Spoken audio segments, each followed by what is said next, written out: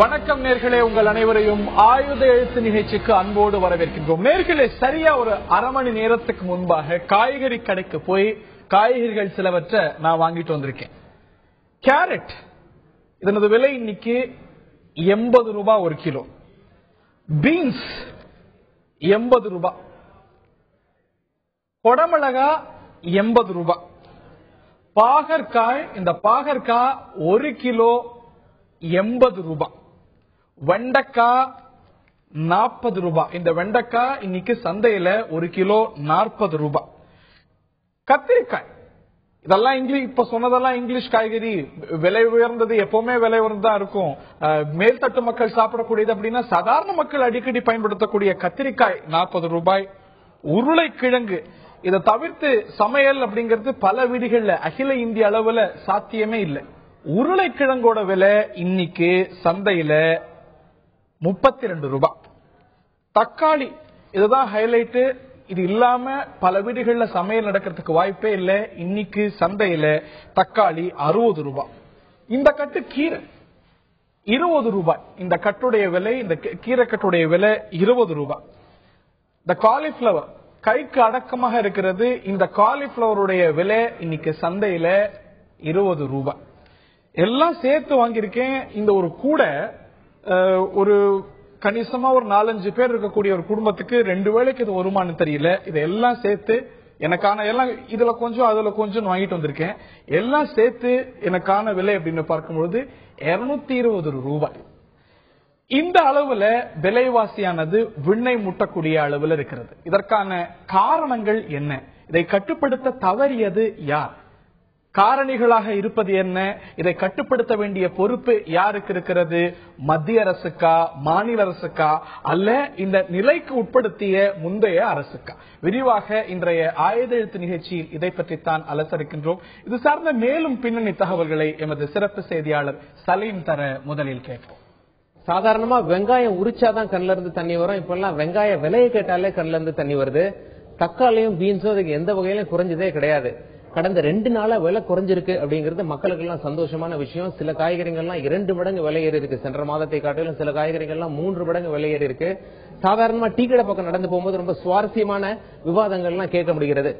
உதாரணத்துக்கு ஒரு சமோசா வாங்க ஒரு கஸ்டமர் சமோசா கடிச்ச பிறகு உள்ள வெங்காயம் இல்லையா அப்படின்னு சொல்லி வாக்குவாதம் பண்ணுவார் கடைக்காரரிடம்.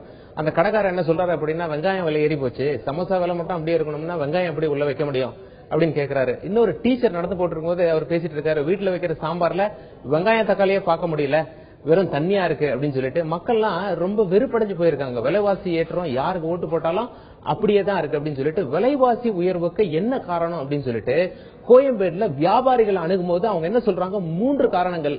ஒன்று, சம்மர் மாசத்துல சாதாரணமா விலைவாசி அதிகமா இருக்கும். சம்மர் மாசத்துல நிலத்தடி நீர் சரிவர இருக்காது. அது மட்டும் இல்ல மழை சரியா பொழியாததுனால விளைச்சல் அதிகமா இருக்காது. இதனால விலைவாசி ஏறி போகும். இரண்டாவது, ரயில் கட்டணம் மற்றும் பெட்ரோல் டீசல் விலை உயர்வு காரணமாக மத்திய அரசு ஏற்றுறதுனால என்ன ஆகுது, நாங்களும் ட்ரெயின்ல காய்கறிகள் கொண்டு வரோம், லாரியில காய்கறிகள் கொண்டு வரப்படுகிறது, அதனால காய்கறிகள் விலையும் ஏறி போகுது அப்படின்னு சொல்றாங்க. மூன்றாவது, ஏஜென்ட்டுகள் என்ன பண்றாங்க அப்படின்னா, எந்த மார்க்கெட்ல விலை அதிகமா இருக்கும் அந்த மார்க்கெட்டுக்கு லாரி எல்லாம் ஓட்டிட்டு போறது.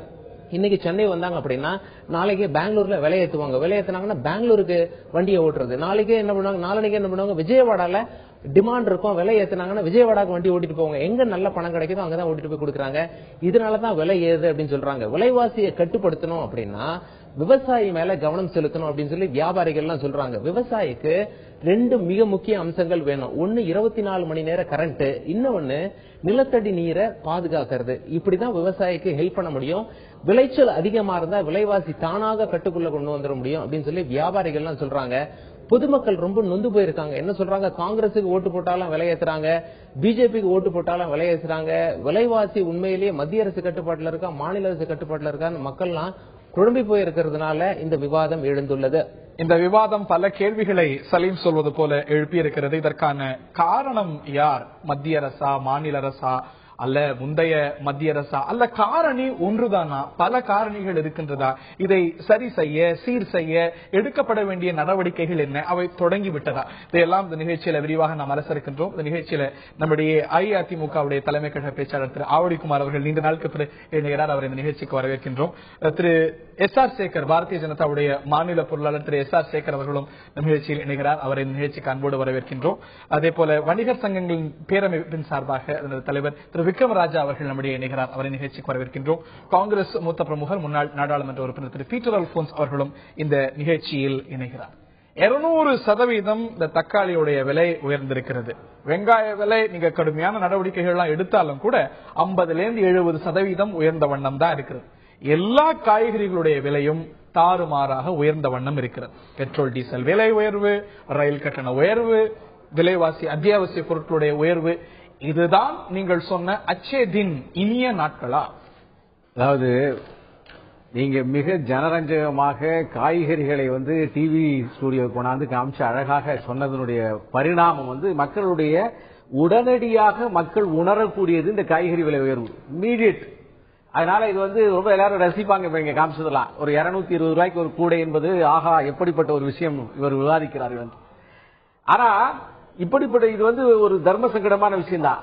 ஒருவேளை இந்த விவாதம் அதனுடைய பரிணாமங்கள் எல்லாம் சொல்லிட்டீங்க. முந்தைய அரசா, இந்திய அரசா, மாநில அரசா, இதுக்கு என்ன காரணம் எல்லாம் கேள்விகள் எழுப்பிட்டீங்க. ஒருவேளை முந்தைய அரசாக இருக்குமே, ஆனால் மன்மோகன் சிங் எப்போதும் போல பதில் சொல்லுவார், இது உடனடியாக சமாளிப்பதற்கான முயற்சிகளை செய்கிறோம். காங்கிரஸ் தரப்புல இருந்து பல்வேறு பழைய புள்ளி விவரங்களை சொல்லி இது பிஜேபி ஆட்சியோட நன்றாகத்தான் இருக்கிறார். இப்ப அண்ணன் பீட்டர் அல்போன்ஸ் கூட அதான் சொல்ல போறார், பல்வேறு புள்ளி விவரங்களை எங்களுக்கு எதிராக எடுத்து அவர் சொல்ல போகிறார். இதெல்லாம் ஒரு பக்கம் இருக்கட்டும். காய்கறிகள் விலையேற்றங்கள் எப்போதுமே தற்காலிகமானதுதான். அதுல பல்வேறு காரணிகள் இருக்கிறது. இன்றைய உஷ்ணமான சூழ்நிலையினாலே அதை ஸ்டோரேஜ் பண்ண முடியவில்லை. பல்வேறு மார்க்கெட்ல வந்திருக்கிறார்கள். எப்ப விலைவாசி உயரும் பொழுதும் தற்காலிகமானதானே.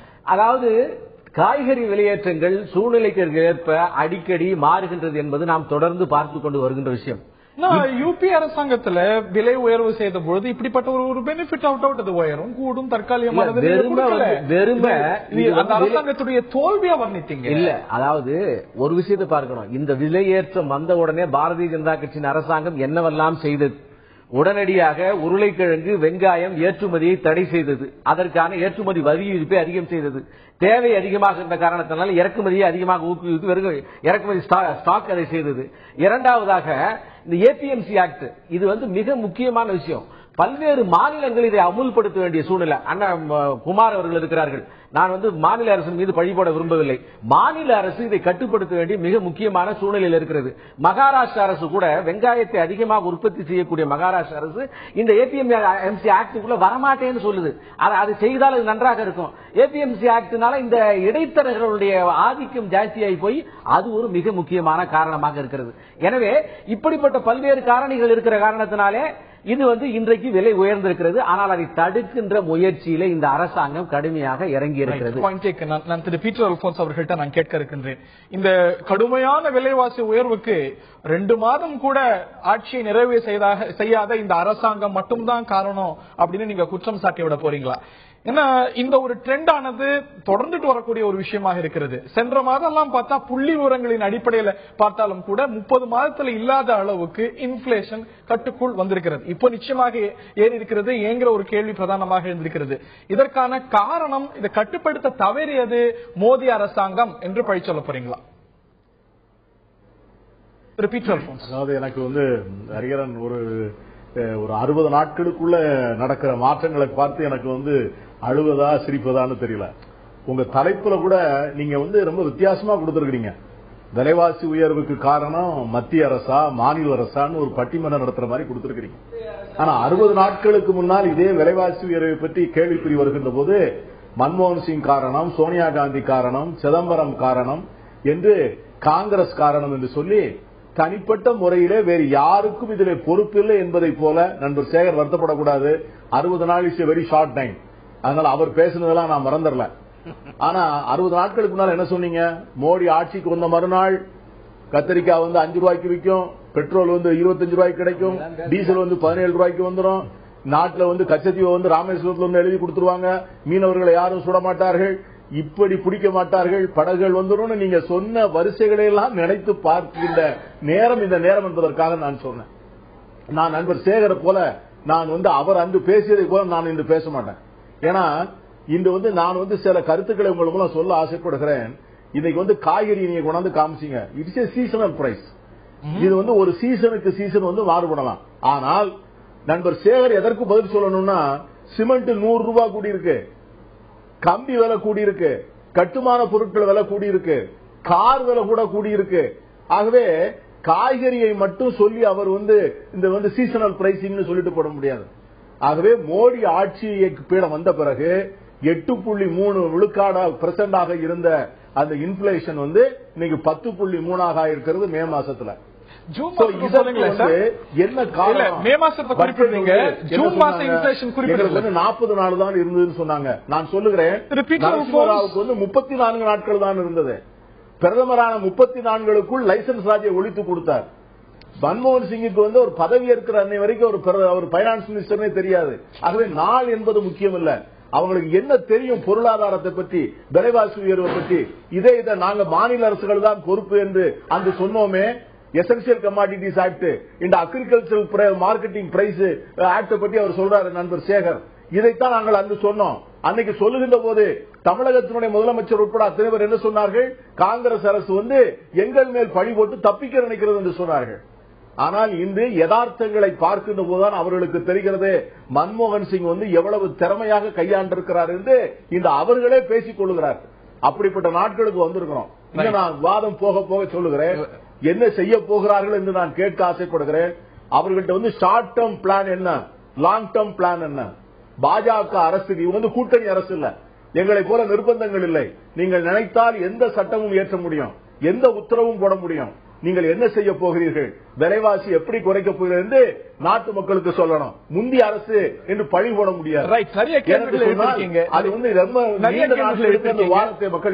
நிச்சயமாக இந்த கேள்விகள் எழுப்பப்பட வேண்டிய கேள்விகள். உங்களுடைய முதற்கட்ட கருத்தை அதை நான் புரிஞ்சுக்கிறேன். மே மாசம் இன்ஃபிளேஷன் என்ன அப்படின்னு நீங்க கேட்டீங்க. நிச்சயமாக அதிகம், அதை விட குறைவு இன்ஃபிளேஷன் அந்த நம்பர்ஸ் எடுத்துக்கிட்டா ஜூன் மாசம் கடந்த 30 மாதம் இல்லாத அளவுக்கு பணவீக்கம், உணவு பணவீக்கம் எல்லாமே குறைந்திருக்கிறது உண்மை. ஆனால் மக்களுக்கு அந்த பலன் உணரக்கூடிய அளவில் இருக்கிறதாங்கிற கேள்வியும் நிச்சயமாக கேட்ட கேள்வி எல்லாத்துக்கும் பதில் சொல்றேன். வாய்ப்பு உங்களுக்கு உண்டு. நான் திரு ஆவடிக்குமார் அவர்கள்ட்ட கேட்க இருக்கின்றேன்.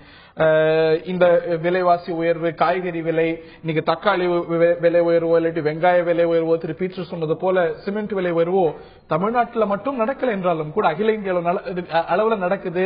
மத்திய அரசாங்கத்துடைய கொள்கை சார்ந்த ஒரு விஷயம் என்றாலும் கூட இதை கட்டுப்படுத்துறதுல மாநில அரசாங்கத்துக்கு கணிசமான பங்கு இருக்கிறது அப்படிங்கறத மறுக்க போறீங்களா?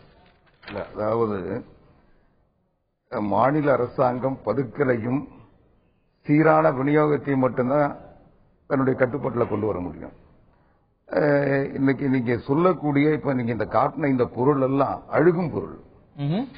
இது நீண்ட நாட்களுக்கு பாதுகாத்து வைத்திருப்பதோ அல்லது நீண்ட நாட்கள் அதை வைத்திருந்து பயன்படுத்துவதோ முடியாது.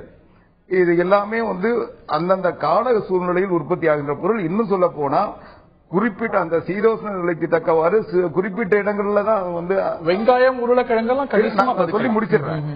நீங்க கேரட்ல இருந்து நீங்க இதே ஒரு 3 மாதத்துக்கு முன்ன பாத்தீங்கன்னா தக்காளி அந்த உற்பத்தி விலை கிடைக்கலன்னு ரோட்ல கொட்டினாங்க. அந்த காலகட்டத்தில் தக்காளி வாங்குறதுக்கு, அதாவது காசு கொடுத்து வாங்குறதுக்கு ஆள் இல்ல, நாங்க உற்பத்தி செஞ்சு இதை கீழே கொட்டுறோம்னு கொட்டினாங்க. ஆக அதுக்கு காரணம்னா உற்பத்தி அதிகமா இருந்தது. அதை நீண்ட நாட்களுக்கு வைக்க முடியாத நிலையில அவங்க உடனடியாக அதை விற்க முடியாத நிலையில அதை கீழே கொட்டி அவங்க போராட்டம் நடத்த சூழ்நிலை விவசாயிகளுக்கு ஆளானாங்க.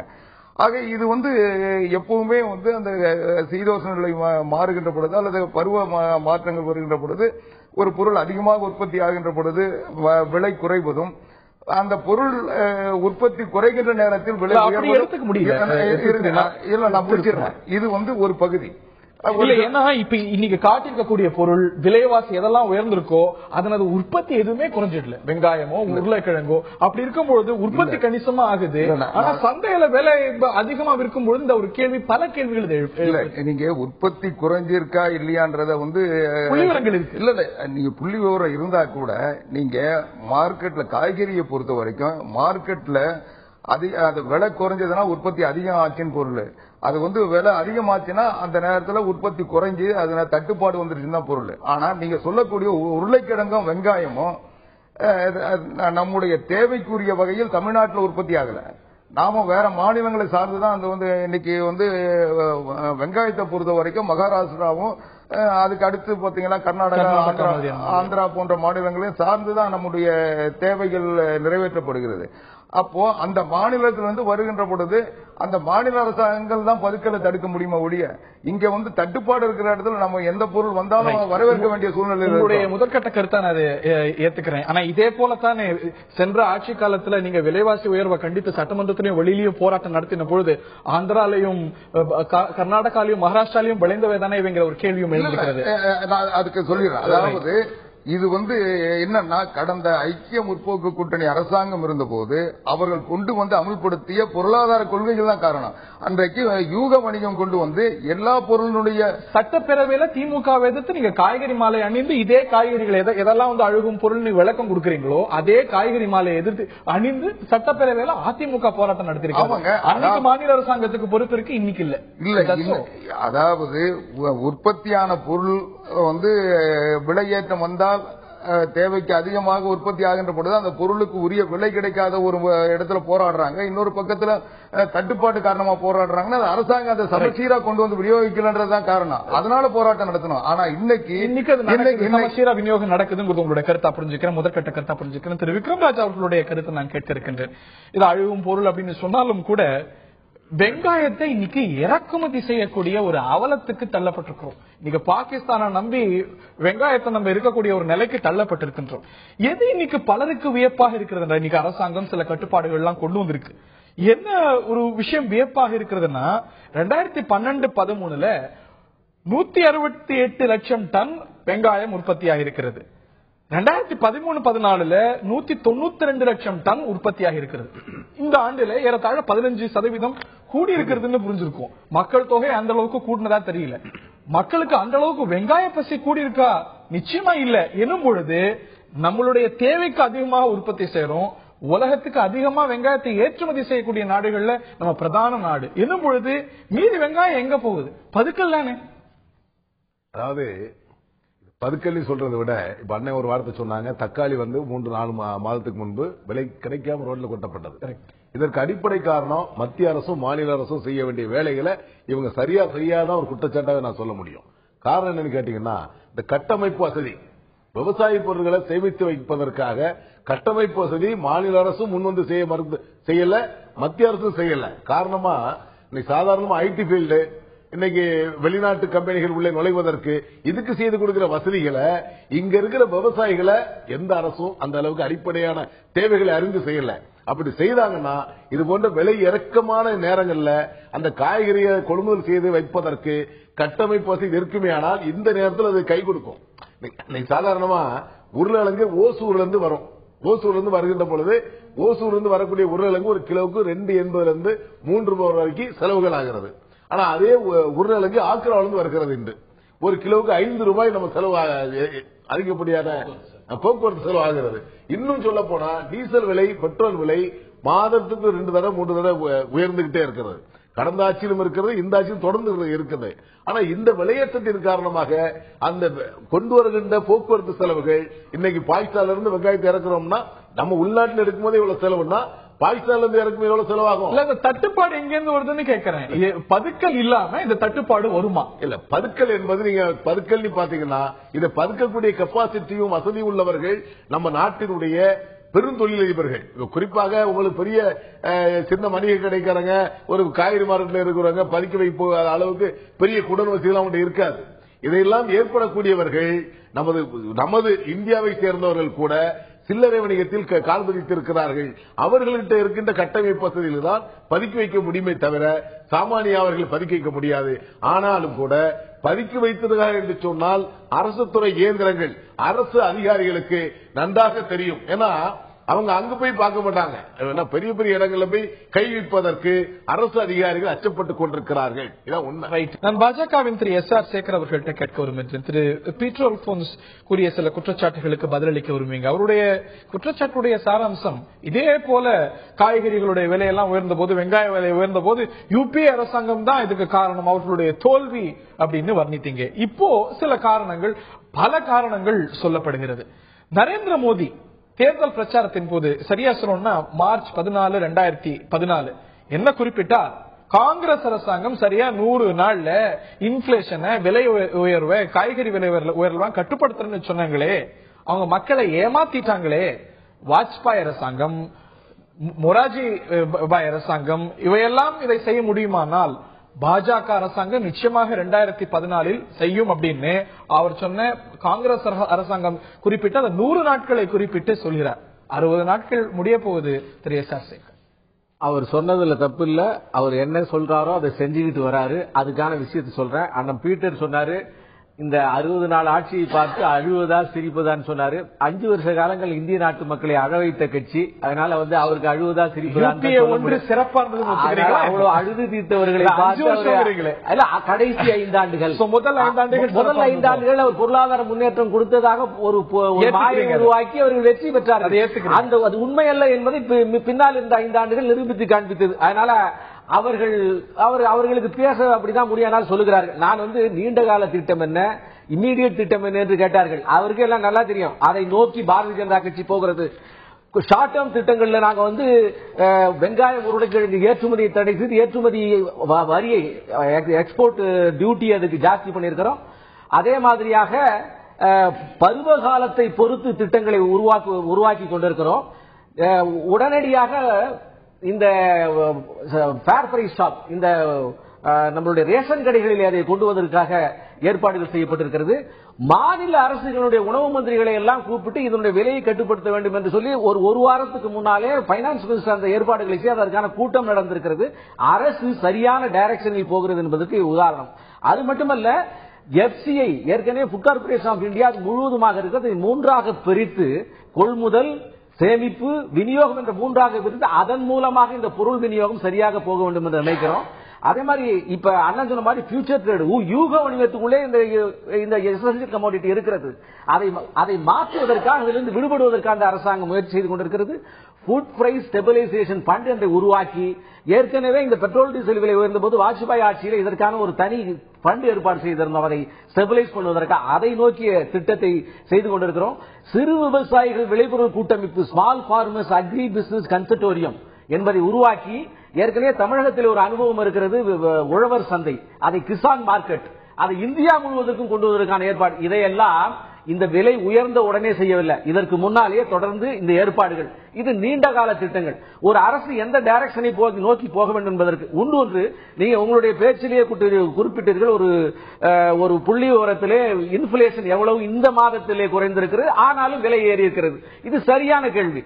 ஒரு விலை இன்ஃபிளேஷன் இறங்கி இருக்கிற போது விலைவாசி ஏறக்கூடாது. உற்பத்தி பெருகி இருக்கிறது, ஆனால் விலைவாசி ஏறுகிறது. எங்கோ இடிக்கிறது. எங்க இடிக்கிறது? அண்ணன் விக்ரமராஜா தான் சொல்லணும். ஏன்னு கேட்டா, இது மக்களுக்கு போய் சேர வேண்டிய விஷயம். பெரு வணிகர்கள், கார்பரேட் வணிகர்கள் தான் சேராங்க. அவங்கள்ட்ட விட்டுறீங்க, ஆனா சிறு வணிகர்களை பாடா படுத்துறீங்கிறது அவருடைய குற்றம். இல்ல, ஆகவே அவர்களை குற்றச்சாட்டவில்லை. அவர்களுக்கு தெரியும் எங்க தவறு நடக்கிறது என்பதை. தெரிந்து செய்கிறார் என்றெல்லாம் சொல்லவில்லை, தெரிந்து செய்கிறார் என்றெல்லாம் சொல்லவில்லை. எனவே எங்களுடைய ஜெனரல் நாலேஜ் இம்ப்ரூவ் பண்றதுக்கு அவர் சொல்லணும்ங்கிறது ஒரு விருப்பம். அது மட்டுமல்ல, இன்னொரு விஷயத்தை சொல்ல வேண்டும் என்று சொன்னால், இந்த அரசு 25 மாநிலங்கள் இந்த ஏபிஎம்சி ஆக்டை இன்னும் ஏற்றுக்கொள்ளவில்லை. அதில் திருத்தம் நேரடியான விஷயங்கள், விவசாயிகள் நேரடியாக விவசாயிகளுடைய கொள்முதல் வருகின்ற போது இடைத்தரகர்கள் போவார்கள். அப்போது இந்த மாதிரி விஷயங்கள் நடக்காது. திரு விக்ரமராஜா கேட்க விரும்புகின்றேன். இந்த அரசாங்கம் எதுவே செய்யல அப்படின்ற ஒரு மாதிரியான குற்றச்சாட்டை வச்சுங்க. இவர் சில விஷயங்களை சொன்னார். இதை தாண்டி நேஷனல் ஃபுட் கிரிட் இதையெல்லாமும் கொண்டு வர போறாங்க. இதெல்லாம் ஆரோக்கியமான திசையில் இருக்கிறதா கருதலையா நீங்க? அதாவது ஆரோக்கியம் என்பது உணவு கிடங்குகளுக்கு வேறுபாடு, உணவுக்கு அது அடிப்படை தேவைகள். இந்த ஆட்சியில் மிகப்பெரிய ஒதுக்கீடு இருக்கிறது. கடந்த டிசம்பர், ஜனவரி போன்ற மாதங்கள்ல நிறைய காய்கறிகள்ல விளைச்சல் ஏற்பட்டு விலை கிடைக்காமல் விவசாயிகள் நஷ்டப்பட்டாங்க. உண்மை. இன்னைக்கு சாதாரணமா கேரட் தோட்டங்களை அந்த டிராக்டர் வச்சு உழுதே அழிச்சிட்டாங்க விவசாயிகள். ஏன்னா விலை கிடைக்கல என்பதற்காக அழித்த பிறகு இப்ப உளுந்து போன்ற பயிர்களை ஊனி இருக்கிறாங்க. இதற்கு அடிப்படை காரணம் அரசாங்கம் விவசாயிகளுக்கு தாங்க வேண்டிய நேரத்தில் தாங்காமல் அவர்களை தாங்கி பிடிக்காமல் விட்டதுதான் பெரிய ஒரு சோதனை காலம்னு சொல்லுவோம். ஏன்னா ஒரு கட்டமைப்பு வசதி ஏற்படுத்தி இது போன்ற விலை குறைந்த வேலைகளிலே அரசே அதை கொள்முதல் செய்து தக்க அதை சீரமைத்து அவர்களுடைய குளிர்பானம் செய்யப்பட்ட கிடங்குகளை தக்க வைத்துக் கொண்டால் இந்த விவசாயிகள் பாதிக்க மாட்டார்கள். இன்னொரு குற்றச்சாட்டு எழுதுறாங்க. இந்த ஒரு பதுக்கல் அப்படிங்கிறது பதுக்கல் என்பது சொன்னாங்க விக்ரமராஜாவுக்கு தெரியும் சொன்னாங்க. தெரிந்ததை சொல்றோம். பெரிய பெரிய கார்பரேட் கம்பெனிகள் பதுக்கி வைத்திருக்கிறார்கள். அதுவும் அரசு துறை சார்ந்த அதிகாரிகளுக்கு நன்றாக தெரியும் என்பதை நம்ம நேரடியாக அதற்கான கட்டுப்பாடுகள் அரசாங்கம் கொண்டு வந்திருக்காங்க. இது எசென்சியல் கமாடிட்டியா உருளைக்கிழங்கு வெங்காயத்தெல்லாம் எடுத்து வந்திருக்காங்க. அதை நீங்க வரவேற்கிறீங்க அப்படின்னா, ஆனா சில வணிகர்கள் அதை எதிர்க்கவும் செய்யறாங்களே. அதாவது கட்டுப்பாடுகள் என்பது எல்லா இடங்களிலும் தேவை. அதே நேரத்தில் விவசாயிகளுக்கும் வியாபாரிகளுக்கும் இருக்கிற தொடர்பு என்பது ஒரு அண்ணன் தம்பி உறவு போன்றது. எங்களுக்கு தெரியும் இந்த விவசாயிகள்கிட்ட எவ்வளவு வருது, யார் யார் எவ்வளவு கொள்முதல் செய்யறார் என்பது எங்களுக்கு தெரியும். அரசு துறை வேளாண்மை துறை அதிகாரிகளுக்கும் நன்றாக தெரியும். அவர்கள் சரியான நேரத்தில் சரியான இடங்களில் நடவடிக்கை எடுப்பார்களே. ஆனால் பதுக்கல் என்ற பேச்சுக்கு எங்களை போன்ற வியாபாரிகள் இழிவு சொல்லுக்கு ஆளாக மாட்டார்கள். இந்த நிலையில் திரு பீட்டர் அல்போன்ஸ் அவர்கள்ட்ட கேட்கிறோம் என்று திரு எஸ்.ஆர். சேகர் ஒரு நீண்ட விளக்கத்தை கொடுத்தார். ஷார்ட் டேர்ம் லாங் டேர்ம் என்று நிறைய நடவடிக்கைகள் எங்க அரசாங்கம் எடுத்திருக்கு அப்படின்னு. நீங்க இன்ஃபிளேஷனை பத்தி குறிப்பிட்டீங்க. இந்த இன்ஃபிளேஷனை வச்சுதான் பாராளுமன்றத்தை காங்கிரஸ் ஒரு நாள் முடக்கவும் செய்தது. சென்ற ஆண்டு இந்த சமயத்துல ஜூன்ல 9.87 அளவுக்கு இன்ஃபிளேஷன் இருந்திருக்கு. அதே இந்த ஜூன் வருஷம் இந்த வருஷம் ஜூன்ல 7.31 குறைஞ்சிருக்கு. 30 மாசத்துல இது குறைக்கப்பட்டிருக்கு. 30 மாசத்துல திஸ் இஸ் தி லோயஸ்ட். அப்படிங்கும்போது சரியான திசையில அரசாங்கம் இருக்கிறதா கருதலையா நீங்க? அறிஞர் நீங்க சொல்றதுல ஒரு சின்ன ஒரு ஸ்டாட்டிஸ்டிக்கல் ஜக்லரி. இதுல என்னன்னு கேட்டீங்கன்னா wholesale price index, consumer price index அப்படின்னு சொல்லி 2 வகையான புள்ளிகள் இருக்கின்றன. இதுல ஹோல்சேல் பிரைஸ் இண்டெக்ஸ் குறையல. கன்சியூமர் பிரைஸ் இண்டெக்ஸ் மட்டும் ரொம்ப நாமினலா குறைஞ்சிருக்குது. அது கூட ரொம்ப தற்காலிகமானதுதான் என்றுதான் பொருளாதார ஆய்வாளர்கள் சொல்லுகிறார். இதுல நீங்க ஒரு கருத்தை நான் என்ன வலியுறுத்த விரும்புகிறேன் என்று சொன்னால், தம்பி விக்ரமராஜாவும் இங்க இருக்கிறாங்க, அவர்களையும் வைத்துக் கொண்டே நான் சொல்ல ஆசைப்படுகிறேன். ஐக்கிய முற்போக்கு கூட்டணி அரசு இந்த பணவீக்கத்தை கட்டுப்படுத்துவதற்கு, விலைவாசி உயர்வை கட்டுப்படுத்துவதற்கு என்ன விதமான நடவடிக்கைகள் வேண்டும் என்று திட்டமிட்டதோ அதுதான் சரியான நடவடிக்கை என்பதை இந்த பாஜக அரசு ஒத்துக்கொள்ளுகிறது. அது முதல் கருத்து. ஏன்னு கேட்டீங்கன்னா, இப்பவே நண்பர் சேகர் சொன்னாரு, ஃபாரின் டைரக்ட் இன்வெஸ்ட்மெண்ட் அதை வைத்துக் கொண்டுதான் சில சேமிப்பு, போக்குவரத்து, டிரான்ஸ்போர்டேஷன், கோல்டு ஸ்டோரேஜ் போன்ற வசதிகளை செய்ய வேண்டும் என்று சொன்னார்.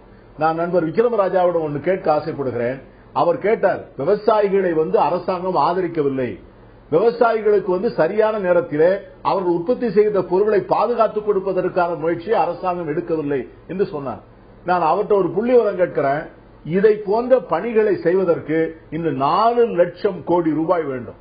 இந்தியா முழுவதும் இருக்கிற விவசாயிகளுக்கு transportation, gold storage, supply chain, பெரிய பெரிய ட்ரக், இதை போன்ற வசதிகளை விஸ்தரிப்பதற்கு 4 லட்சம் கோடி ரூபாய் வேண்டும். அதற்காகத்தான் மன்மோகன் சிங் சொன்னார், இதிலே ரீட்டைல் ட்ரேட்ல ஃபாரின் டைரக்ட் இன்வெஸ்ட்மெண்ட் வேணும் அப்படின்னு மன்மோகன் சிங் அரசு சொன்னார். அன்று எதிர்த்தார்கள். நண்பர் விக்ரமராஜா அவர்களும் மற்ற வியாபாரிகள் சங்கத்தை சார்ந்தவர்கள் எதிர்த்தார்கள். அவர்கள் எதிர்ப்பதை பற்றி எனக்கு அவர்கள் என்ன எதிர்த்துக் கொண்டிருக்கிறார்கள். ஆனால் அந்த இதே பாஜக அரசு அது ஒரு நாட்டை விற்கக்கூடிய ஒரு துரோகம் என்று சொன்னவர்கள் இந்த அவரே தொலைக்காட்சிவாதத்திலே அதைத்தான் செய்ய போகிறது மன்மோகன் சிங்கனுடைய தொலைநோக்கு பார்வையை சரியான எதிர்ப்பு தெரிவித்து இந்த அரசு அதற்கு உடன்பாடு இல்லை. திரு குமார் அவர்கள்ட்டையும் ஒரே ஒரு விஷயம் வீட்டிற்கு மட்டும் சொல்லிடுறேன். Wholesale price index, retail price index சொன்னீங்க. இரண்டாவது, மாநில அரசுகளை அவர் சொன்னார், அருண்ஜேட்லி மாநில அரசுகளை வைத்து கூட்டம் போட்டாரு.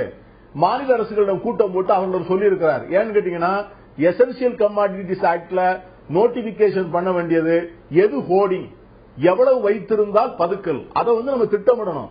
அதை அரசாங்கம் ரூல் சொல்லணும். ஆனால் உதாரணமாக நம்முடைய மாநிலத்தை சொல்லுகிறேன். நம்முடைய மாநில அரசு இதுவரை இத்தனை கிலோ தக்காளியோ, இத்தனை கிலோ வெங்காயமோ, இத்தனை கிலோ உருளைக்கிழங்கோ வைத்திருந்தால்தான் ஹோர்டிங் என்று அந்த விதிகளையே இன்னும் எந்த மாநில அரசும், குறிப்பாக எனக்கு மற்ற மாநிலங்களை பற்றி தெரியாது, தமிழக அரசை பொறுத்த வரைக்கும் அதெல்லாம் செய்யப்பட்டிருக்கிறதா என்றால் செய்யப்படல.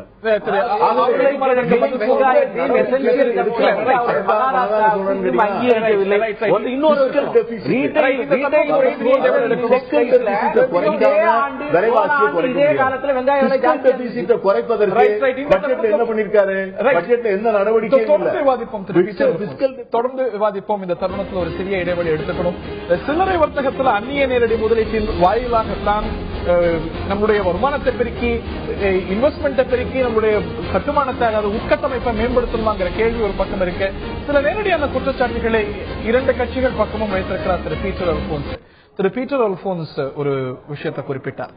இந்த ஹோர்டிங்க கட்டுப்படுத்துவது அப்படிங்கிறது மத்திய அரசாங்கம் வந்து எசென்சியல் கமாடிட்டிஸ், இது அத்தியாவசிய பொருள், வெங்காயமோ உருளைக்கிழங்கோ அத்தியாவசிய பொருள் என்று சொன்னாலும் கூட இந்த ஹோர்டிங்ல இவ்வளவு வச்சுக்கலாம், வியாபாரிகள் இவ்வளவு வச்சுக்கலாம், இதற்கு மேல வந்து ஸ்டாக் பண்ணக்கூடாது அப்படிங்கிற இதெல்லாம் நிர்ணயிக்க வேண்டிய ஒரு பொறுப்பு மாநில அரசாங்கத்துக்கிட்ட இருக்கிறது.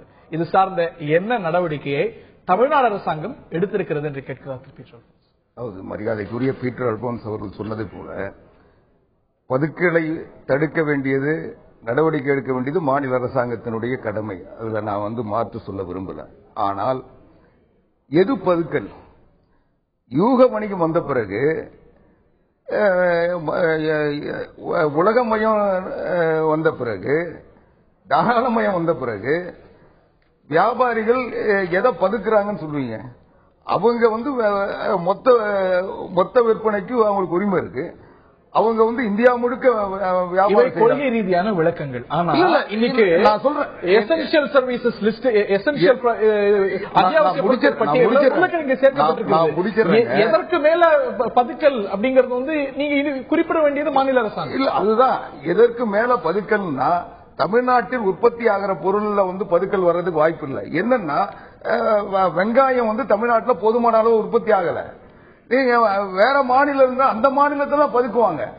எங்க உற்பத்தி ஆகுதோ அவங்கதான் பதுக்க முடியும். இங்க கொண்டு பதுக்கிறதுக்கு என்ன வாய்ப்பு? சட்டத்தின்படி ஒரு அப்பர் சீலிங்க மாநில அரசாங்கங்கள், எல்லா மாநில அரசாங்கங்களும் இல்ல, வெளிமாநிலங்கள்ல இருந்து அந்த பொருட்கள் வர வேண்டும் என்று எதிர்பார்க்கிற பொழுது இவங்களை அதை கொண்டு வரவங்களை தடுக்க சொல்றீங்களா? திரு பீட்டர் அல்போன்ஸ், இந்த விளக்கம் உங்களுக்கு ஏற்புடையதா இருக்கா? நான் தான் வரேன். திரு பீட்டர் அல்போன்ஸ், அதாவது நீங்க முதல்ல எசென்சியல் கமாடிட்டிஸ் ஆக்ட்ல இவங்க உணவு அமைச்சர் மத்திய நிதி அமைச்சர் கூட்டின கூட்டத்தில் போய் கலந்துட்டு வந்திருக்காங்க. அவங்க உடனே நீங்க இதெல்லாம் செய்யணும்னு சொல்லிருக்காங்க. இவங்க என்ன செஞ்சிருக்காங்கன்னு கேக்குறாங்க. நீங்க இந்த பொருள் இந்த பொருளை இவ்வளவுதான் ஸ்டோரேஜ் வச்சுக்கலாம். ஒரு வியாபாரி ஒரு தரகு மண்டி வைத்திருக்கக்கூடியவர் உருளைக்கிழங்கு ஒரு 100 டன் வைத்திருக்கலாம், இல்ல 50 டன் வைத்திருக்கலாம், அல்லது உளுந்த பருப்பு இவ்வளவு வைத்திருக்கலாம், மிளகு இவ்வளவு வைத்திருக்கலாம். அதாவது இதற்கு மேல வைத்திருந்தால் ஹோர்டிங், இது பதுக்கல். அந்த விதிகள் குறிப்பிடப்படாமல் இருந்தால் சந்தையில தேவைப்படுகின்ற பொருட்களை விற்பனை செய்யாமல் தேக்கி வைப்பதுதான் பதுக்கல். அதாவது விற்பனைக்கு தேவையான பொருளை வச்சிருக்க அளவுக்கு அப்படிங்கறது நிர்ணயிக்க வேண்டிய பொறுப்பு. இந்த அளவு, அதாவது நிர்ணயிக்க வேண்டிய அவசியம் சொல்றது புரியுதுங்க. மக்களுடைய தேவைக்கு உரிய அளவுக்கு இங்க உற்பத்தி இல்ல. அந்த வெளி மாநிலங்களிலிருந்து கொண்டு விற்பனை செய்யற வியாபாரிகளுக்கு நம்ம வசதி செய்து தராம அவங்கள மொத்தமா கொண்டு வராத, இவ்வளவு கொண்டு வர்றது தப்புன்னு சொல்லி அவங்கள தடுத்தோம்னா இன்னும் தட்டுப்பாடு அதிகமாக கூடிய அவங்க எசென்சியல் கமாடிட்டிஸ் ஆக்ட்ல பிரச்சனை இருக்குங்கிறீங்களா? பிரச்சனை இல்ல, அந்த குறியீடு நிர்ணயிப்பது பிரச்சனை இருக்கு. அதாவது ஒரு சில பொருட்கள் தமிழ்நாட்டிற்கு தேவைப்படுகின்ற பொருட்கள் நமக்கு உற்பத்தி இல்லாத நேரத்தில் வெளிமாநிலங்களிலிருந்து மொத்தமாக கொண்டு அவர்கள் சில்லறையில் கொடுக்க சொல்ல அவங்க குடவுன்ல பதுக்கி தேக்கி வைப்பாங்க. அதை நம்ம பதுக்கம் சொல்ல முடியாது. அவங்க ஒரு வாரம் வச்சிருந்தா அந்த ஒரு வாரத்துக்குள்ள நீங்க ஒரு 6 மாசம் 7 மாசம் அந்த விற்பனைக்கு அனுப்பாம வச்சிருந்தாங்களா? அது இது அத்தியாவசிய பொருள், இந்த அளவுக்கு மேல வச்சுக்க கூடாதுன்னு அளவு நிர்ணயிங்கன்னு மத்திய அரசாங்கம் சொல்லுது. எசென்சியல் கமாடிட்டிஸ் ஆக்ட் சொல்லுது. அப்போ அது அரசாங்கத்துடைய நிலைப்பாடு தவறு. அதாவது எது எசென்சியல்? அதாவது அதாவது மாநில அரசுடைய பங்கு இதிலே மகத்தானது. காரணம் என்ன கேட்டீங்கன்னா, இதை இம்ப்ளிமெண்ட் பண்ணுகின்ற அத்தாரிட்டி மாநில அரசு. எசென்சியல் கமிட்டி ஏபிஎம்சி ஆக்ட்ல இடைத்தரகர்கள் அவர்கள் வருகிறார்கள், அவர்கள் பதுக்குகிறார்கள். யாரை இடைத்தரகம் சொல்றீங்க? மொத்த விற்பனையாளர்கள் இடைத்தரகம் சொல்றீங்களா? வேற என்ன சொல்லுவீங்க? மொத்த விற்பனையாளர்களே சொல்லல. அது பழுக்கல் என்பது ஒரு சந்தைக்கு வர வேண்டிய பொருளை அது சந்தைக்கு கொண்டு வராம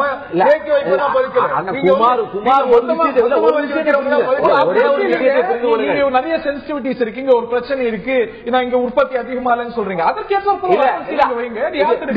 நீங்க ஒரு வெளி மாநிலத்தில் இருந்தோ வெளிநாட்டில இருந்தோ மொத்தமா தான் கொண்டு வர முடியும். நீங்க வெளிநாட்டுல போய் சில்லறை வாங்கிட்டு வந்து விற்பனை செய்வாங்க. நீங்க கேள்வியை தவறாக புரிந்து கொண்டு ஒரு விஷயம் சொல்லுங்க.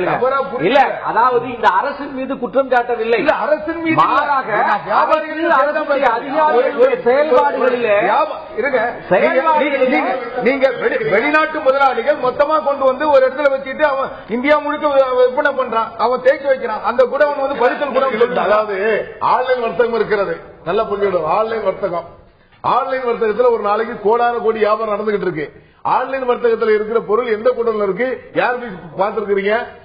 ஆன்லைன் வர்த்தகத்துடைய பங்கு இந்த மாதிரியான உணவுப் பொருட்கள்ல இருக்கு. எவ்வளவு சதவீதம்னு சொல்லுங்க. அது கிட்டத்தட்ட ஒரு மிக குறைவு. காய்கறிகளை பொறுத்த வரைக்கும் மிக குறைவு. காய்கறிகள்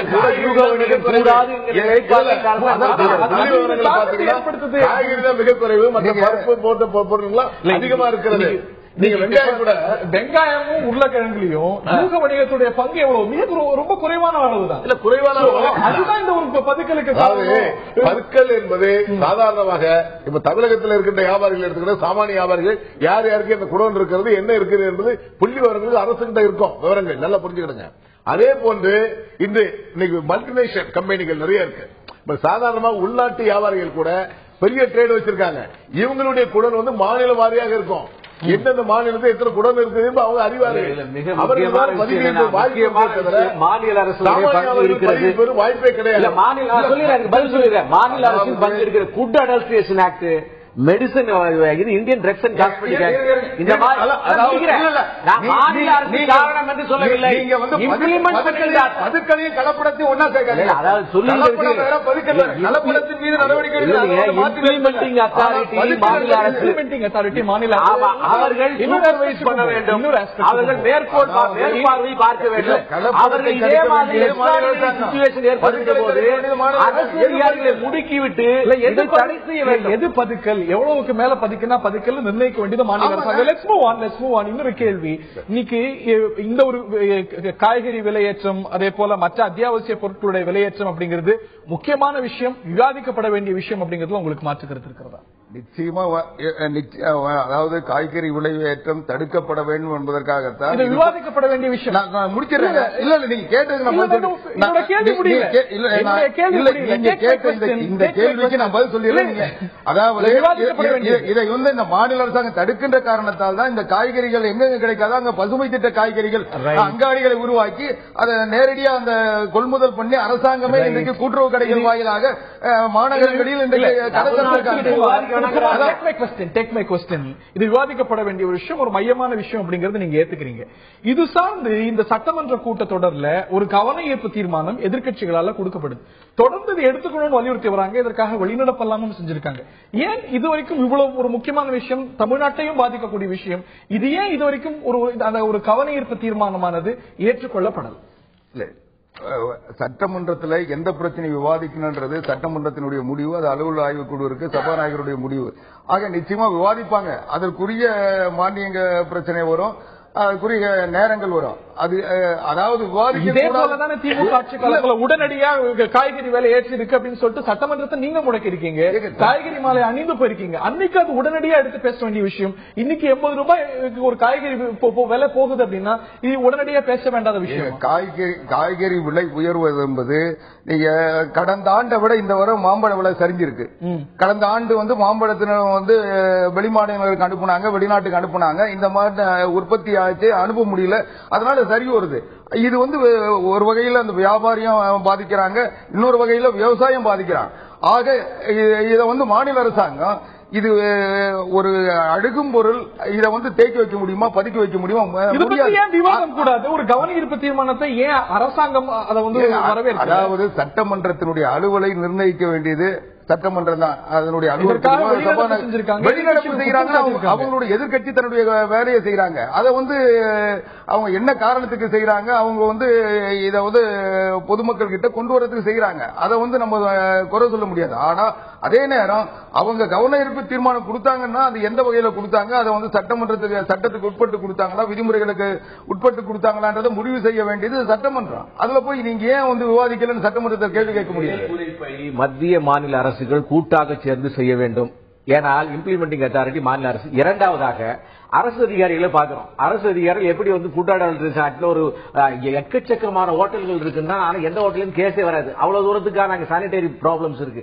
அதே மாதிரி இப்படி ஒரு போர்க்கால அடிப்படையில் செய்ய வேண்டிய ஒரு எக்ஸ்ட்ராடினரி சிச்சுவேஷன்ஸ்ல விலையை குறைக்க வேண்டியது இருக்கு. அரசு அதிகாரிகள் உடனடியாக தாங்களாகவே முன் வந்து ஆங்காங்கே சென்று அதற்கான எடுக்கப்பட்ட நடவடிக்கைகளை பத்தி சொல்றீங்க. நேரம் ரொம்ப குறைவா இருக்கிறதுனால உங்கள்கிட்ட எல்லாத்தையுமே வரேன்.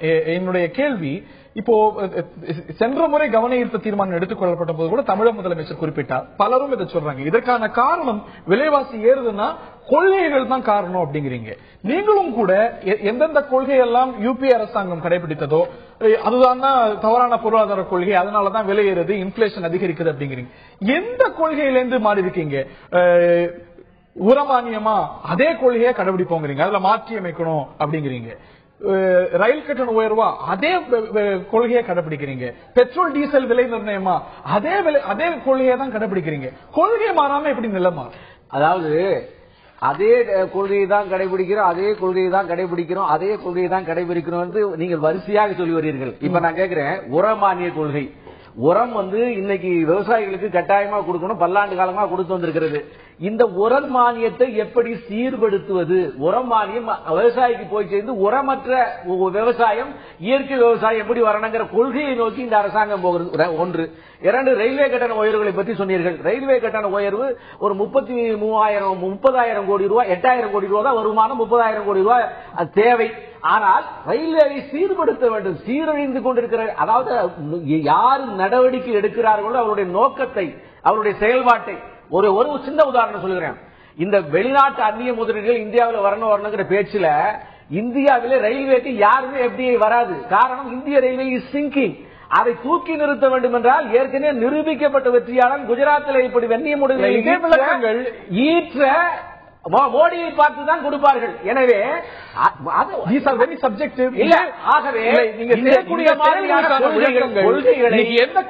செயல்பாட்டை மாற்றி இருக்கிறோம். அதே கொள்கைகள், அதே கொள்கையினால் எந்த காங்கிரஸ் வந்து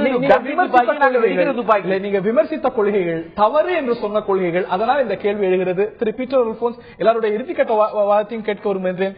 சரியான திசையில செல்கிறது. ஏற்கனவே இந்த 2 மாசத்துல கூட இவ்வளவு நடவடிக்கைகள் எடுக்கப்பட்டிருக்கிறது பட்டியலிடப்படுகிறது. Price stabilisation fund, national food grid உள்ளிட்ட நடவடிக்கைகள் பட்டியலிடப்படுகிறது. ஏன் நம்பக்கூடாது நிலை மாறாது என்று? அதாவது நடவடிக்கைகள் பட்டியலிடப்படுவது, நடவடிக்கைகள் எடுக்கப்படல. எடுத்த நடவடிக்கைகளை வந்து அவர்கள் தொடர்ந்து கொண்டிருக்கிறார்கள். அதுதான் சரியான வார்த்தை பிரயோகமா இருக்கும். நான் ஹரியரன் ஒன்னு சொல்றேன். அதாவது ஃபுட் இன்ஃபிளேஷன், உணவுப் பொருளுடைய விலைவாசி ஏற்றம் வந்து ஃப்ரூட்ஸ் அண்ட் வெஜிடபிள்ஸ் வந்து ஒரு பகுதி தான். அதுல வந்து புரோட்டீன் இன்ஃபிளேஷன் தான் ரொம்ப ஜாஸ்தி. புரோட்டீன் இன்ஃபிளேஷன் சொன்னா முட்டை, பால், சிக்கன், மட்டன், பிஷ், இதை போன்ற உணவுப் பொருட்களுடைய விலை வந்து கம்ப்ளீட்டா வந்து ஸ்டேட் கவர்மெண்ட் கண்ட்ரோல் இருந்தாதான் அது சரியா வரும். அது ஸ்டேட் கவர்மெண்ட் தான் அதை கண்ட்ரோல் பண்ணணும். நான் உதாரணம் என்ன சொல்லணும், பால் கூட்டுறவு சங்கங்களிலே முறையாக தேர்தல் நடந்து எத்தனை நாள் ஆச்சு? கூட்டுறவு சங்கங்களிலே வந்து பால் கொள்முதல் பண்ணி அதை முறையா விநியோகம் பண்ணா இந்த பால் விலைய உற்பத்தியாளருக்கும் நல்ல விலை கொடுக்க முடியும், கன்சியூமருக்கும் நல்ல விலை கொடுக்க முடியும். ஆனால் பால் கூட்டுறவு சங்கங்கள் எல்லாம் அரசியல்வாதிகளுடைய கைகளிலே மாட்டிக்கொண்டு அதுல வந்து உற்பத்தியாளர்களுக்கும் பயன் இல்லாமல், உபயோகிப்பாளர்களுக்கும் பயன் இல்லாமல், அதனாலதான் பால் விலை வந்து இவ்வளவு ஏற்றம் இருக்கிறது, உற்பத்தியாளர்களுக்கு விலை கிடைக்கல. கோழி வளர்க்கிறாங்க. மாநில அரசு என்ன உதவி செய்திருக்கிறது? திரு குமார், உங்களுடைய சுருக்கமான வாதம் திரு விக்ரமராஜ் அவர்களுடைய பார்வையும் கேட்கணும். தமிழ்நாட்டை பொறுத்தவரையில் 14 ஆண்டுகளுக்கு பிறகு தமிழ்நாட்டில் பால் கூட்டுறவு சங்கங்களுக்கு முறையாக தேர்தல் நடத்தப்பட்டு இன்றைக்கு பால் கூட்டுறவு சங்கங்கள் எல்லாம் பாதிப்பிலிருந்து மீட்கப்பட்டு இன்றைக்கு இயங்கிக் கொண்டிருக்கின்றன. புரட்சித் தலைவி அம்மா அவர்கள் எடுத்த நடவடிக்கையின் விளைவாக இன்றைக்கு தமிழ்நாட்டில் பால் கூட்டுறவு சங்கம் சிறப்பாக செயல்படுவது மட்டுமல்லாமல் உற்பத்தியை அதிகப்படுத்தி இருக்கிறது. அது மட்டுமில்லாமல் இன்றைக்கு நலிந்த பிரிவினருக்கு கறவை மாடுகள் அரசாங்கத்தினுடைய இலவச திட்டங்களின் வாயிலாக இன்றைக்கு பால் உற்பத்தியில் தமிழ்நாடு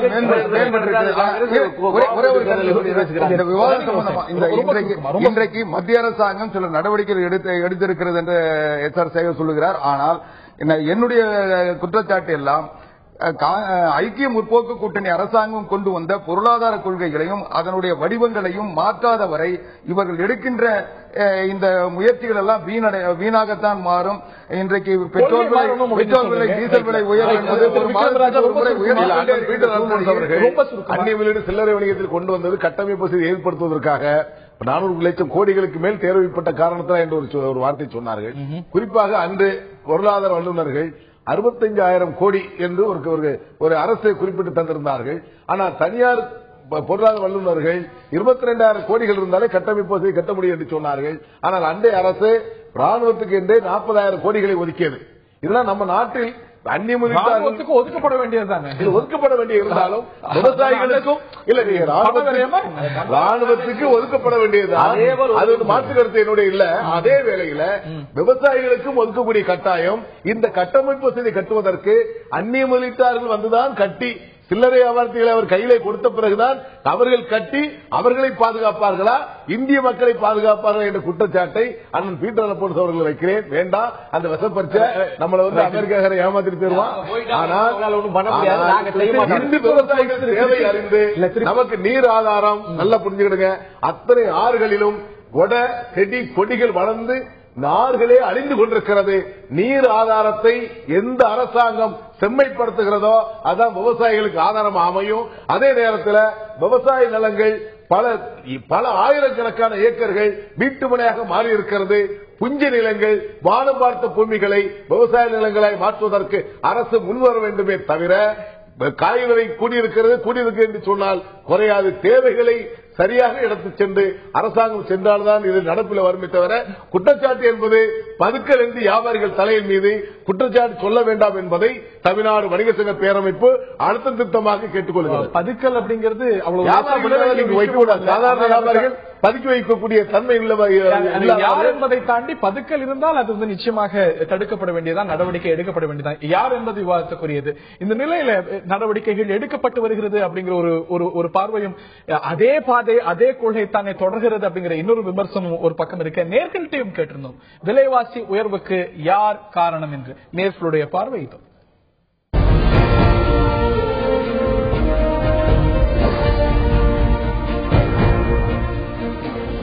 விலைவாசி உயர்வுக்கு யார் காரணம் என்ற நம்முடைய கேள்விக்கு மத்திய அரசு தான் காரணம் என்று 41%, மாநில அரசு இதற்கு காரணம் என்று 22%, வர்த்தகர்கள் இதற்கு காரணம் என்று 37% சொல்லியிருக்கிறார்கள். யார் இதற்கு காரணம் அப்படிங்கிற ஒரு கேள்வியும் ஒரு பக்கம். இதற்கு காரணி ஒன்றா என்றால் பல காரணிகள் இருக்கின்றன. இந்த காரணிகளை எல்லாம் கண்டறிந்து நடவடிக்கை எடுக்க வேண்டியது மத்திய மாநில அரசுகள் என்ற ஒரு பார்வைத்தான் என்ற எதிர்பார்ப்பு தான் எல்லாரிடமும் இருக்கிறது. அடுத்த முறை இந்த ஒரு கூடையை 220 ரூபாய் கொடுத்து வாங்க வேண்டிய ஒரு நிலை இருக்காது. சாதாரண மக்களை பாதிக்காத வகையில் விலைவாசியானது இருக்க வேண்டும் என்பதுதான் எல்லாருடைய எதிர்பார்ப்பாகவும் இருக்கிறது. நிகழ்ச்சியில் பங்கு பெற்ற திரு பீட்டர் அல்போன்ஸ், திரு ஆவடிக்குமார், திரு எஸ்.ஆர். சேகர், திரு விக்ரமராஜா மற்றும் பார்த்த நேயர்களுக்கு நன்றி கூறி விடைபெறுகின்றோம். வணக்கம்.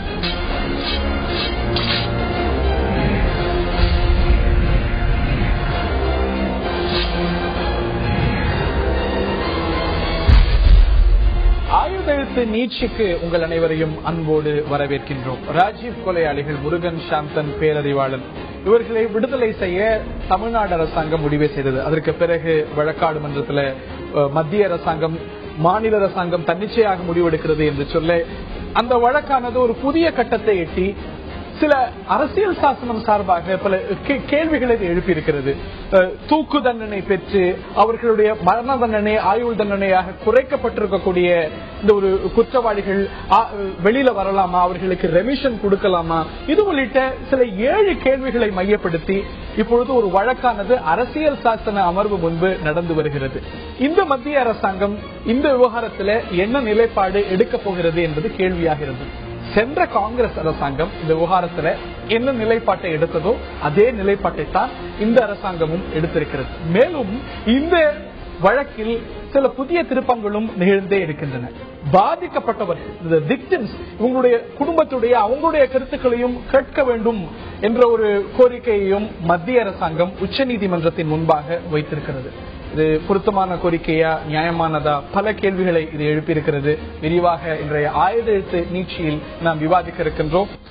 இந்த விவகாரத்தில் ராஜீவ் கொலையாளிகளுடைய இந்த வழக்கு சார்ந்து அரசியல் சாசன அமர்வு முன்பு நடந்து வரக்கூடிய இந்த வழக்கில் ஒரு புதிய திருப்பம் ஏற்பட்டிருக்கிறது. மத்திய அரசாங்கம் சில கோரிக்கையை வைத்திருக்கிறது. இந்த கோரிக்கையும் விவாதத்தை கிளப்பி இருக்கிறது. போன அரசாங்கத்துடைய நிலையைத்தான் இந்த அரசாங்கமும் தொடர்கிறது என்பது ஊர்ஜிதமாகிறது. மேலும் போன அரசாங்கம் தரப்புல சொல்லப்படாத விஷயங்களும் கூட உச்சநீதிமன்றத்தில் இந்த அரசின் சார்பாக சொல்லப்பட்டிருக்கிறது. இதெல்லாம் விவாதத்தை கிளப்பியிருக்க இதெல்லாம் விரிவாக இன்றைய ஆயுத எழுத்து நீட்சியில் விவாதிக்க இருக்கின்றோம். பாஜகவுடைய மாநில பொருளாளர் திரு SR சேகர் அவர்கள் நம்முடைய தொடர்கிறார். நாம் தமிழர் கட்சியின் திரு ஐயநாதன் அவர்களும் நம்முடைய இணைகிறார். இருவரையும் இந்த நிகழ்ச்சிக்கு வரவேற்கின்றோம்.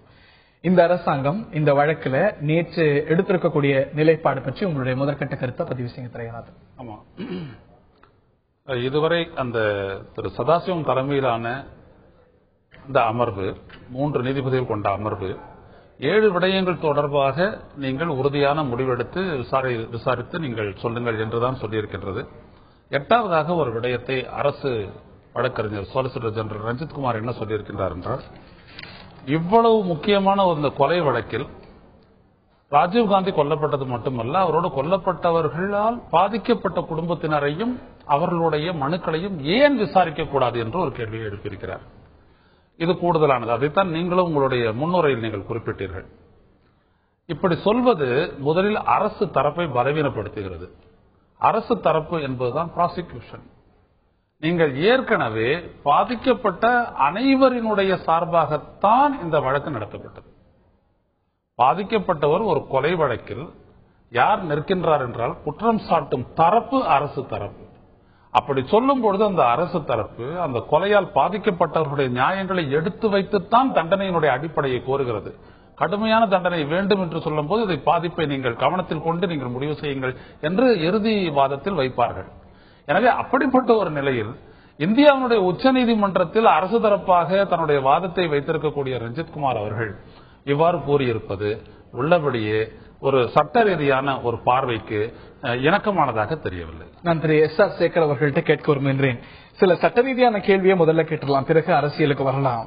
அதாவது ஒரு பாதிக்கப்பட்டவருக்கு ஒரு கன்விக்ஷன் வர வரைக்கும் பார்வை இருக்கிறது. பாதிக்கப்பட்டவர், பாதிக்கப்பட்ட குடும்பத்தை சேர்ந்தவங்க இதெல்லாம் சொல்லலாம். But that is still conviction. ஆனா ரெவிஷன்ல கூட அவங்களுக்கு ஒரு பார்வையை கேட்கணும், அவங்களுடைய கருத்து என்ன கேட்கணும் அப்படிங்கிறது வியப்பாக சில பேர் பார்க்கறாங்க.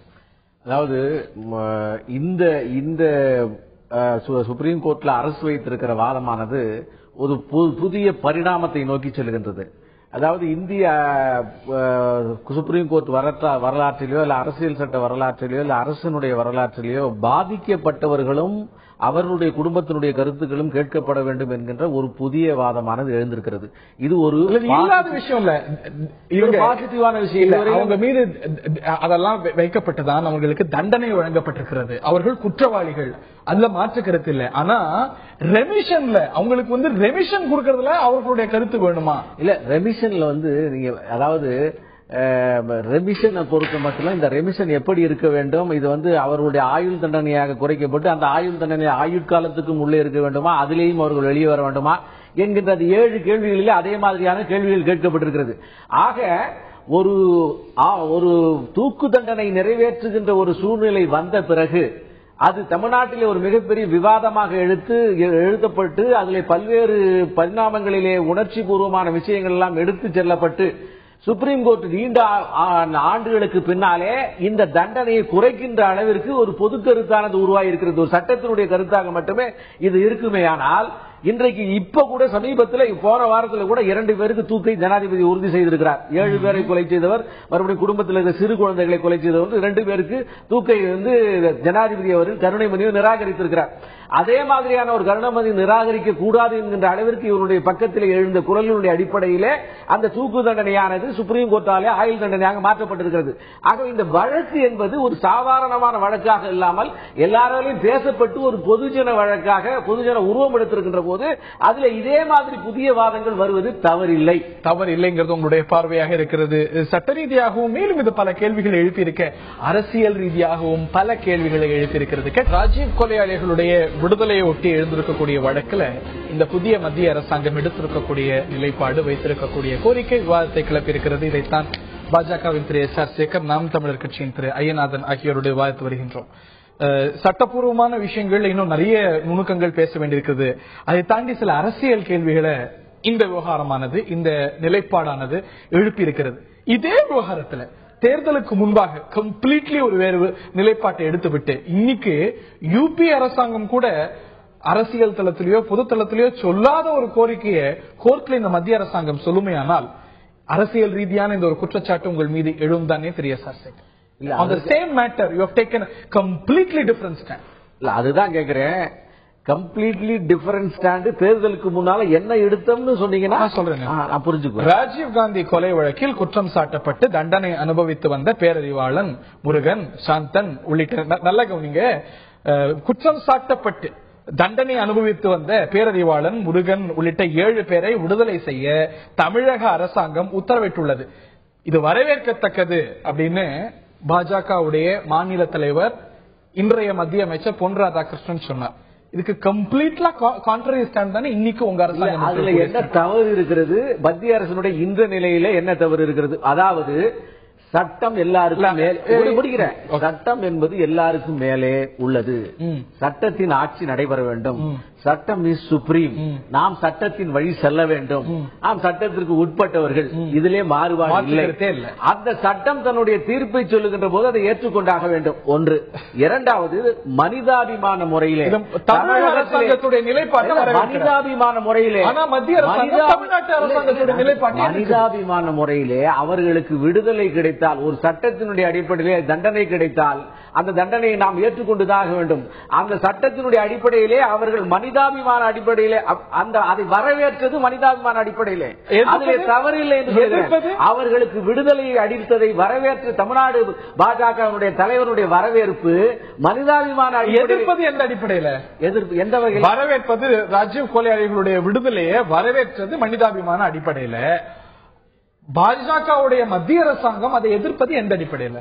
எதிர்க்கவில்லை. சட்டத்தினுடைய ஆட்சியிலே ஒரு சட்டம் தன்னுடைய கடமையை செய்கின்ற போது, ஒரு மத்திய அரசு சட்டத்தினுடைய தீர்ப்பை சுப்ரீம் கோர்ட் வழங்குகின்ற போது மத்திய அரசு நீங்கள் எங்களுக்கு தேவை, ஆகவே இந்த தீர்ப்பை வழங்கக்கூடாது என்று ஒரு அரசாலை சொல்ல முடியுமா?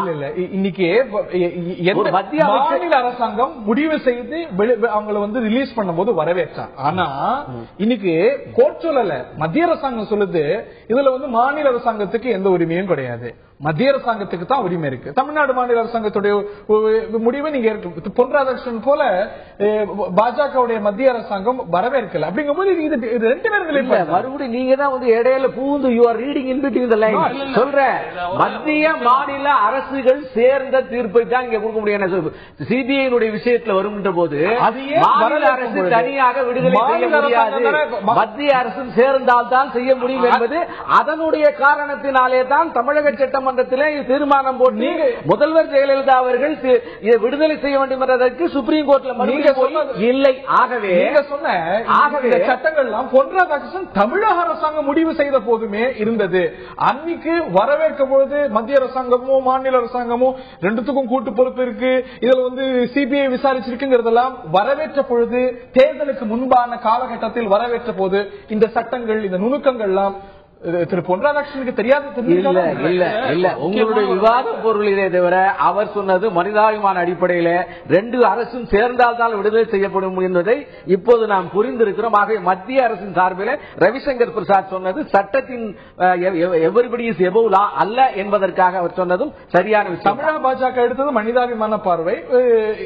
ரவிசங்கர் விடுதலை வந்ததற்கு பிறகு இந்த விடுதலை தவறு தமிழ்நாடு அரசு செய்தது தவறு என்று ஸ்டேட்மெண்ட் கொடுக்கணும்னு நீங்க நினைக்கிறீங்களா? விடுதலை செய்யப்படலைங்க. மாநில அரசாங்கம் ஒரு நிலைப்பாடு எடுக்கிறார், நிலைப்பாட்டை வரவேற்கிறார். அதை மத்திய அரசாங்கம் எதிர்க்கிறார். நீங்க நல்லா கவனிச்சீங்கன்னா, என்றைக்கு பாரதிய ஜனதா கட்சியினுடைய தமிழ் மாநில தலைவராக இருந்த பொன் ராதாகிருஷ்ணன் இதை வரவேற்றாரோ அதே நாளில் டெல்லியில் பாரதிய ஜனதாவினுடைய பல தலைவர்கள் அருண்ஜேட்லி, ரவிசங்கர் இவர்கள் எல்லோரும் அதை எதிர்த்தார்கள்.